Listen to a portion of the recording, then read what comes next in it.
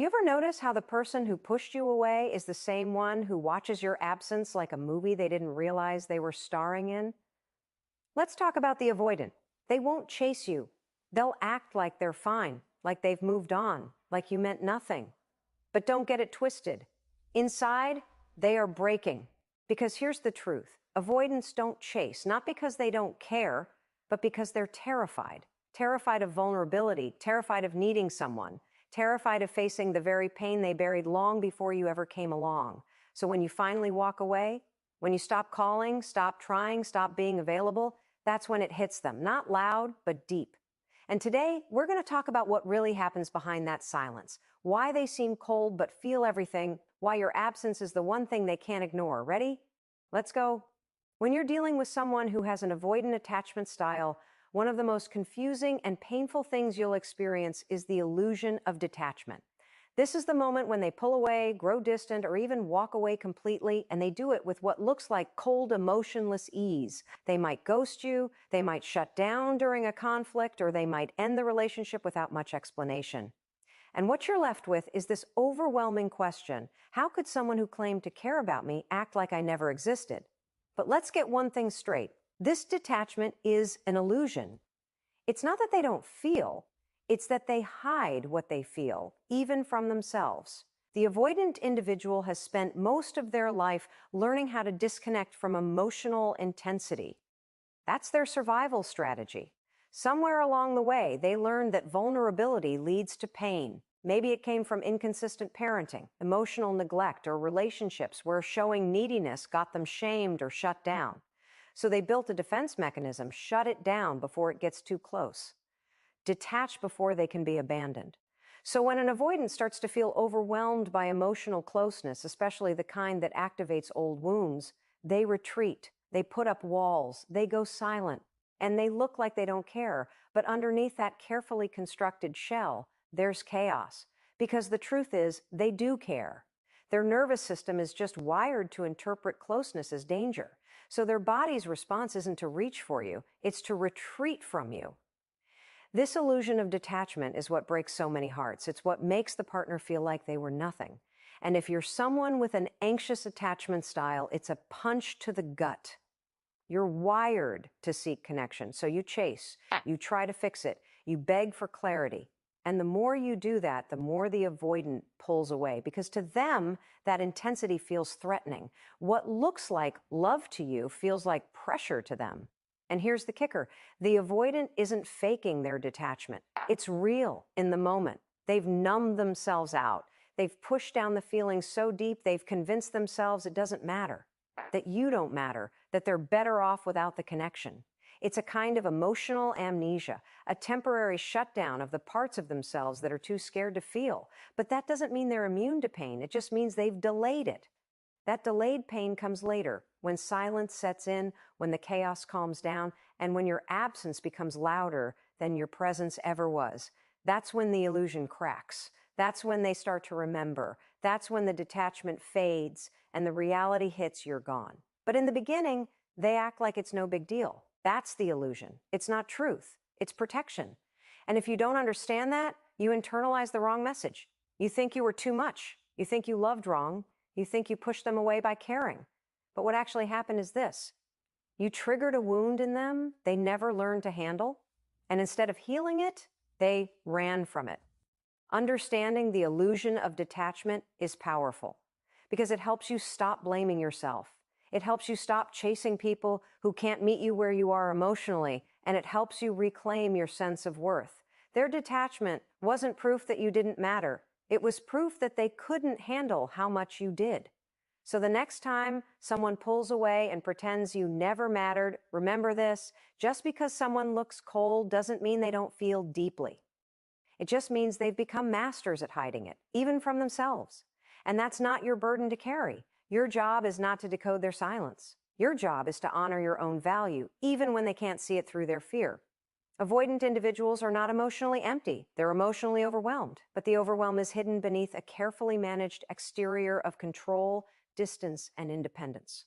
The second point: fear of intimacy versus fear of loss, is where the real internal conflict plays out for the avoidant partner. On one side, they desperately crave connection, love, and closeness. On the other, they are terrified of it. They're constantly walking a tightrope between wanting to be known and needing to protect themselves from the emotional risk that being known requires. To understand avoidance, you have to understand this paradox. Intimacy to them isn't warmth and safety, it's threat and exposure. Because intimacy means letting someone in. It means showing parts of themselves they've spent a lifetime guarding. And that level of vulnerability feels dangerous. So even when they're drawn to someone, when things start to feel emotionally intense, they unconsciously sabotage it. They shut down. They withdraw. They pick fights over small things. They start noticing flaws in their partner, magnifying them to justify the emotional distance they feel compelled to create. It's not that they don't care. It's that the closer someone gets, the more they fear being emotionally suffocated, or worse, abandoned. But here's where it gets even more complicated. While they fear intimacy, they also fear loss. The very thing they run from is the thing they grieve when it's gone. The person they pushed away is the same person they think about once the dust settles. This is why avoidants often seem cold during the breakup, but months later, they start to surface again, reaching out, checking in, sometimes even trying to rekindle things they once insisted they didn't want. Because once the emotional pressure is gone, their nervous system calms down and the fear of loss catches up to them. And that fear is real. But by then, it often feels too late. This tug of war between the fear of intimacy and the fear of loss keeps the avoidant stuck in cycles of emotional push-pull. When they're close to someone, they feel unsafe. When they lose someone, they feel regret. And unless they become aware of these internal dynamics, they never get off that emotional treadmill. They'll jump from relationship to relationship or stay in a relationship where they're always holding back, always withholding parts of themselves. Deep down, they want love, but they want it on their terms, safe, controlled, without vulnerability. And that's not real intimacy. That's emotional survival. If you've ever been in a relationship with an avoidant, you've probably felt like you were constantly chasing connection while they were constantly guarding their space. You may have felt like love had to be earned, like your presence was always on trial. And when things fell apart, you were left trying to understand how someone could fear both being close to you and losing you at the same time. That's because their nervous system is caught in a war that never got resolved. Their early life taught them that love wasn't safe. So now, as adults, even when love is safe, they don't trust it. The fear of intimacy shows up as withdrawal, avoidance, control, and emotional unavailability. The fear of loss shows up later, through longing, rumination, and attempts to reconnect once the pressure is off. It's not manipulation, it's dysregulation. But if you don't know this, you'll make it personal. You'll think you weren't enough, or that if you had just done something differently, they would have stayed. But this isn't about you being too much. It's about them not knowing how to handle enoughness. Because when something real and vulnerable enters their life, it challenges the very belief system they've used to survive. When you finally leave, when you stop trying to make it work, that's when the fear of loss kicks in. But by then, the damage is usually done. Not because they didn't care, but because they couldn't face both fears at once. And in their world, it's safer to lose you than to open up and risk being emotionally destroyed. The tragedy here is that until they confront those fears, until they stop running from intimacy and stop avoiding the pain of loss, they'll never get what they truly want. And neither will you. Because real love requires vulnerability. It requires someone who's not only willing to be seen, but also brave enough to stay. Avoidants don't chase, and that can be one of the most jarring, painful realizations for someone who's emotionally invested in them. After the distance grows or the breakup happens, there's no dramatic pursuit, no tearful apologies, no running after you at the airport moment. Instead, there's silence. Calm, emotional flatness. And that silence speaks volumes. But not the truth you think it does. Because it's easy to look at that silence and think, what, they never really cared? But what you have to understand is this. Avoidants don't chase not because they don't care, but because chasing requires emotional vulnerability. And that's their biggest fear. To chase someone means admitting need. It means revealing longing, regret, fear, love. It means opening up emotionally, facing the pain of loss, and confronting what's been buried. But avoidants have spent most of their lives suppressing exactly that.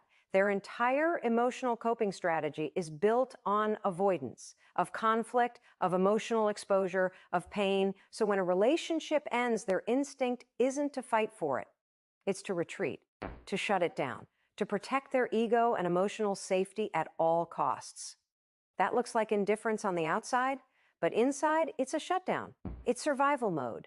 Avoidants have often been conditioned, consciously or unconsciously, to believe that expressing emotion is weakness, that needing someone is dangerous, that if they reveal how much they care, they'll be hurt, controlled, or rejected. So even when they feel a deep connection, they suppress it. And when it's gone, they suppress the grief. It's not that they don't feel loss, it's that they don't allow themselves to feel it fully until much later when it's safe again. That safety usually comes once you've detached, once you've stopped trying, once they think you've truly walked away. That's when the pain starts to seep through the cracks. But by then, the moment has passed. The reason avoidants don't chase is also tied to control. Chasing means giving up control.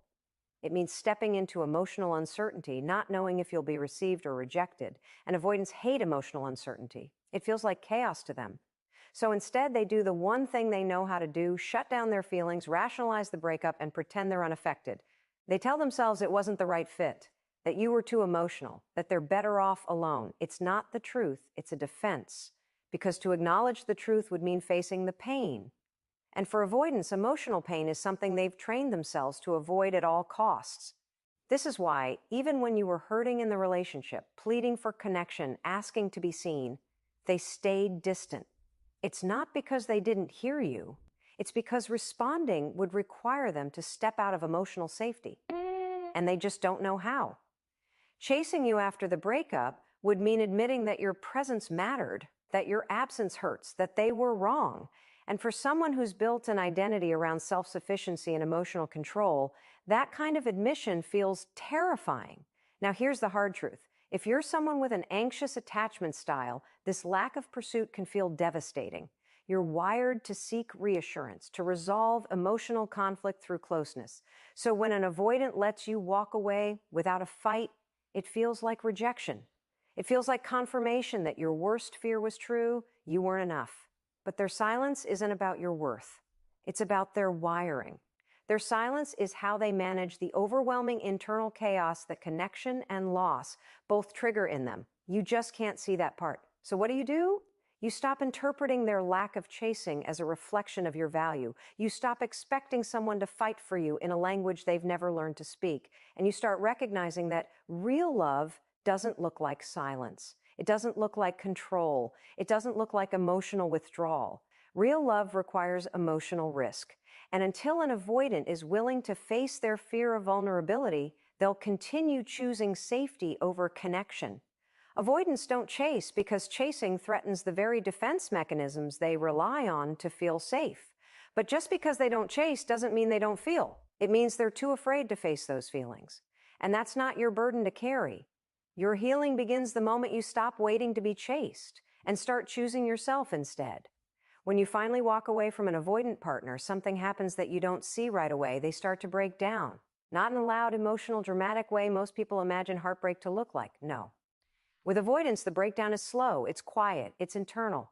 And it often happens long after you've already cried your last tear and started putting yourself back together. You see, while you're feeling everything in real time, processing the loss, grieving the love, questioning the relationship, an avoidant is doing the opposite. They're shutting it down. They're minimizing. They're telling themselves stories to justify the disconnection, and it wasn't that serious, and I need space, I'm better off alone. They do this because it's the only way they know how to emotionally survive. At first, it looks like they've moved on, like it didn't affect them, like your absence didn't even register. That can make you feel discarded, worthless, like the relationship meant nothing. But that isn't the truth. The truth is that avoidants delay their emotional processing. They disconnect as a defense, not as a sign of indifference. So while they may seem cold or numb immediately after you walk away, the reality is they've just entered a phase of emotional repression. They've buried the pain so deep they don't even realize it's there, yet. But as time goes on, the silence you left behind gets louder. The absence becomes real. The patterns they were used to, the texts, the calls, your emotional availability are gone, and that's when the cracks start to form. It usually happens in the still moments, driving alone, lying in bed, waking up without you. In those quiet spaces where distraction doesn't work anymore, the emotional reality begins to creep in. That's when the avoidant starts to feel the loss. But by then, the damage has already been done. This is why the avoidance breakdown is so different. It's not triggered by the moment you leave, it's triggered by the silence that follows. See, during the relationship, your emotional energy was always present, even in conflict, even in distance, even when you were begging for connection, you were still there. That gave the avoidant a false sense of control. They believed they could always come back, that you'd always be waiting, that they didn't really have to choose. But when you finally stop showing up, when you stop texting, stop chasing, stop explaining yourself, that's when it hits them. Not like a wave, more like a slow collapse from within. Because here's the thing about avoidance. They feel safest when they're in control of closeness. So they keep you at arm's length. But the moment you remove yourself entirely, they lose that control. And that scares them more than they want to admit. They don't know how to sit with the vulnerability of loss. They don't know how to hold emotional pain without shutting down. And now they're left alone with all the feelings they worked so hard to avoid: regret, sadness, doubt, and the harsh realization that maybe, just maybe, they pushed away the one person who actually cared. But instead of reaching out, many avoidants retreat even deeper into themselves. They might distract with work, hobbies, or even new relationships. But none of it fills the void. Why? Because avoidants often connect after the bond is gone. When you were there, it was too overwhelming. When you're gone, it's too late. That delayed heartbreak is their pattern. And unless they begin to understand their own attachment style and do the inner work, the cycle will repeat. New person, same avoidance, same eventual collapse. For you, this delayed breakdown can feel like emotional whiplash. One day they're fine, the next they're liking your posts, texting you just to check in, or sending late night messages filled with nostalgia. And you're left wondering, why now? The answer is because they didn't allow themselves to feel until your absence became undeniable. Your silence is what finally pierced their emotional armor. But by then, you've likely already done the hardest part, learning to live without them. So let this be clear. Just because someone doesn't break down immediately doesn't mean they don't break at all. Avoidants break in silence, in solitude, in the places they told themselves they'd be fine. They grieve in secret, behind walls they built long before you came along. And while you can have empathy for that pain, you also need to remember this. You're not responsible for fixing it. You gave your presence. You showed your heart. And when that wasn't met, you walked away. That's not weakness. That's strength. When you walk away from an avoidant partner, something begins to stir that they never expected: reflection. And not the kind of shallow reflection that shows up the next day or even the next week. It's the deep, unsettling kind that creeps in after silence has had time to settle. Avoidants thrive on emotional distance. They're wired to protect themselves from feelings that feel too intense or unpredictable. But when the emotional chaos of the relationship disappears, when the phone stops buzzing, when your energy is no longer accessible, something shifts. That shift is often internal and subtle at first, but it grows. Because absence has a funny way of creating clarity, even for those who've spent their lives avoiding it. While you were there, the avoidant was likely overwhelmed. Your presence, your needs, your emotional expression, those things activated their fear of engulfment, of being smothered or not enough. So they coped the only way they knew how, by pushing away. They created space. They rationalized their distance. They convinced themselves that detachment was safer than intimacy. But what they didn't realize is that the very distance they created would eventually echo back at them with a force they weren't ready for. See, avoidants don't reflect in real time. They reflect in your absence. That's because your presence provided both comfort and pressure.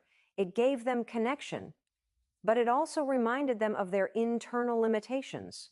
So instead of facing those limitations, they retreated. But once you remove your energy completely, once you're no longer there to reach out, explain, fix, or fight, they're left alone.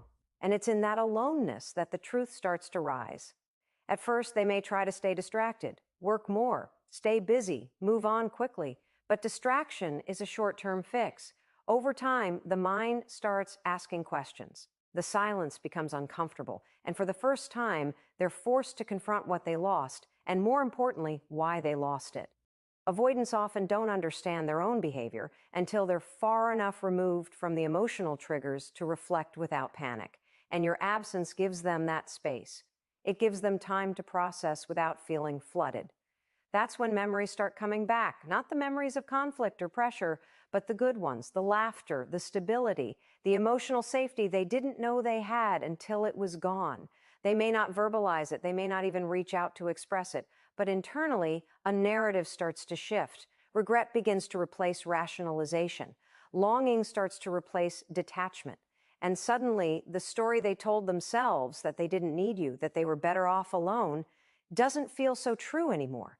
This reflection isn't always obvious from the outside.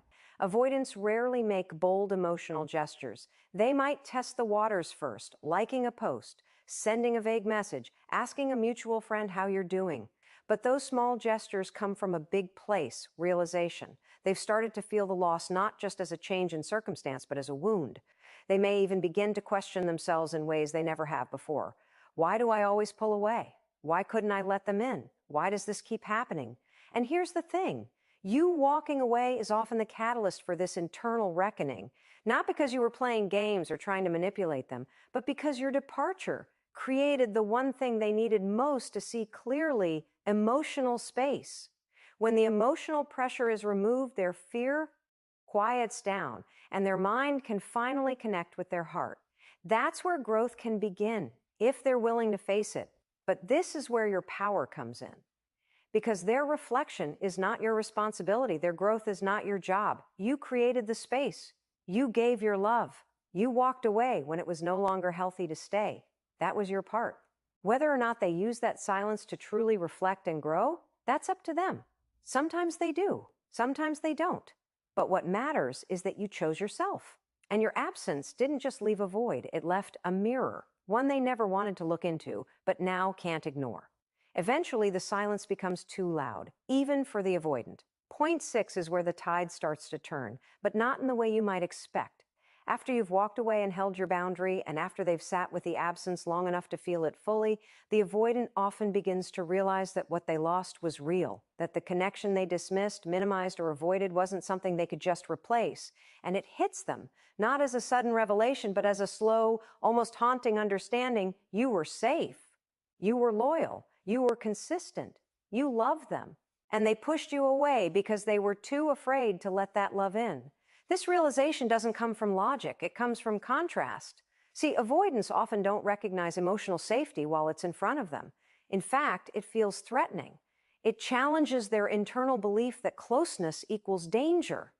But after they've lost you and tried to fill that gap, whether through distraction, dating, or retreating into isolation, they start to feel the difference. The people they meet aren't you.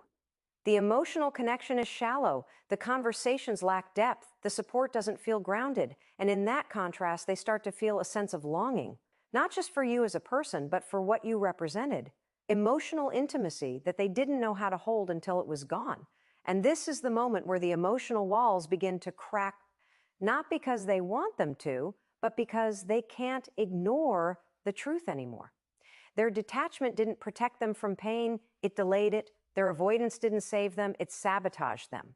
And the thing they were trying to escape, vulnerability, is now the very thing they wish they had embraced. They start replaying moments, not just the fights, not just the pressure, but the quiet gestures of love you offered. The way you stayed when things were hard, the way you tried to understand them even when they couldn't understand themselves. And it starts to dawn on them. That wasn't weakness, that was strength, that was love. But by the time the avoidant finally realizes this, you're no longer standing in the same place. You've grown, you've healed, you've probably wrestled with your own pain, questioned your worth, maybe even blamed yourself for why the relationship didn't work. But through that pain, you rebuilt, and the power dynamic shifted. Because now you hold the emotional clarity they lacked. You know what you deserve. You're no longer waiting for someone to meet you halfway. You're walking your own path. And that's the hardest pill for the avoidant to swallow. They didn't lose someone who needed them. They lost someone who chose them. And that realization stings. At this point, some avoidants may try to come back. Not always with words, but with gestures, a message, a memory shared, a subtle apology masked as a casual check-in. They might not say, I miss you, but their actions will start to echo that truth.